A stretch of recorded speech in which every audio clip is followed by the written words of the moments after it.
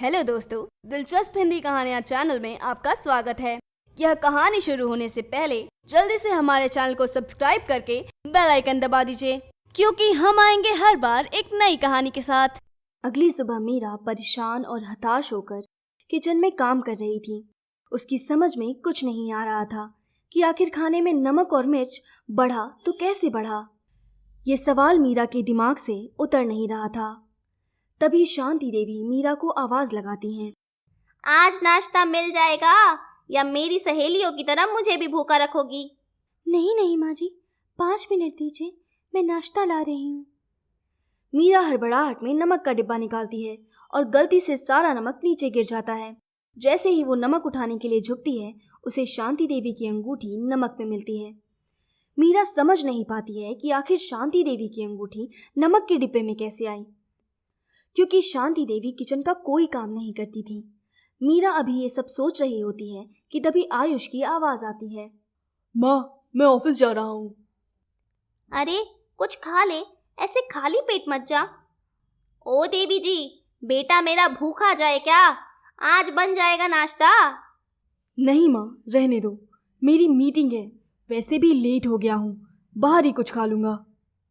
नहीं जी, मैं तुरंत नाश्ता ला रही हूँ, बस 1 मिनट।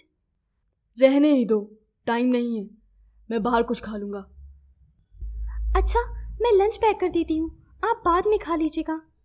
अच्छा ठीक है, जल्दी करो। पता नहीं कैसे काम करती है ये।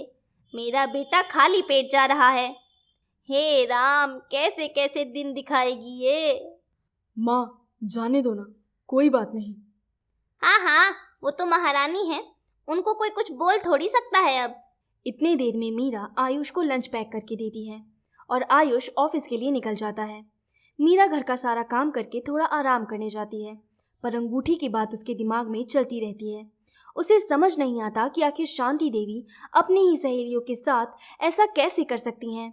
ये सोचते सोचते मीरा की आंख लग जाती है और रात के 8 बज जाते हैं। आयुष ऑफिस से घर आता है और देखता है कि शांति देवी किचन में काम कर रही हैं। अरे माँ, आप क्यों काम कर रही हैं? मीरा कहाँ है? बेटा वो तो दोपहर से सो रही है। मैं उठाने गई तो बोली चैन से जीने दो, मैं बहू हूँ, नौकरानी नहीं। इतना ही है तो खुद पका लो। अब और मैं क्या ही बोल दूँ बेटा। अभी मेरे हाथ में इतनी जान तो है कि खुद का काम कर लूँ। आखिर कब तक मैं बोझ बनकर रहूँगी। हाँ, माना कि मैं कभी कड़वा बोल देती हूँ, पर अब क्या बड़े डांटेंगे भी नहीं। बस यही सब सुनना रह गया था। अब से मैं अपना काम खुद ही कर लूँगी, खुद ही अपना खाना बना लूँगी। शांति देवी की बात सुनकर आयुष को बहुत ज्यादा गुस्सा आता है। वो गुस्से में अपने कमरे की तरफ जाता है। मीरा, मीरा! जी जी, क्या हुआ? ये मैं क्या सुन रहा हूँ? तुमने माँ से क्या कहा है? मुझे तो यकीन भी नहीं हो रहा कि तुम ये सब कर रही हो। माना माँ कभी थोड़ा बुरा बोल देती है, पर इसका मतलब ये नहीं कि तुम उनसे ऐसे बात करोगी। वो भी तुम्हारी माँ समान है। अगर तुमसे काम नहीं हो पा रहा तो अभी ही बोल दो, मैं अपनी माँ का ख्याल रख सकता हूँ।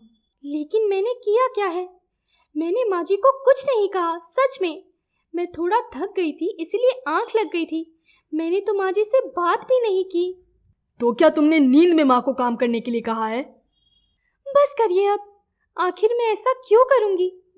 मैंने हमेशा उन्हें अपनी माँ की तरह माना है। मैं तो उनकी किसी भी बात पर कुछ नहीं बोलती, चाहे वो मुझ पर गलत इल्जाम ही क्यों ना लगाएं। क्या गलत इल्जाम? कैसा गलत इल्जाम? कहना क्या चाहती हो तुम? नहीं नहीं, कुछ नहीं, मैं जा रही हूँ काम करने।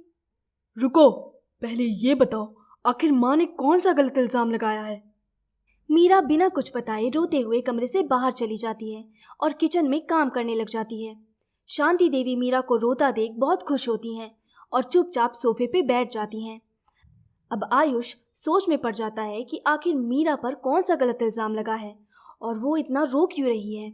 इधर शांति देवी आराम से अपनी सहेली से फोन पे बात करती हैं। हेलो रीटा, तेरा प्लान तो काम कर गया। अब तो वो इतना रो रही है कि थक हार कर खुद ही घर छोड़कर चली जाएगी और मेरा बेटा मुझसे नाराज भी नहीं होगा। सांप भी मर जाएगा और लाठी भी नहीं टूटेगी। मीरा काम करते करते सोचती है कि इस तरह जीने से तो अच्छा है कि वो मर जाए। हर रोज के ताने और झगड़े से अब मीरा तंग आ गई थी।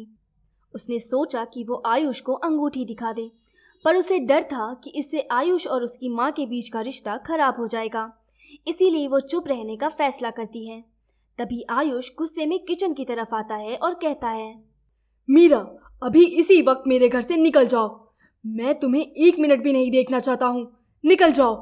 मीरा कुछ समझ नहीं पाती है और शांति देवी भी दंग रह जाती हैं। आखिर अचानक आयुष ने ऐसा क्यों कहा? क्या सच में आयुष मीरा को घर से निकाल देगा? क्या मीरा शांति देवी का सच आयुष को बता पाएगी? ये जानने के लिए आपको अगला एपिसोड देखना होगा। मिलते हैं अगले एपिसोड में।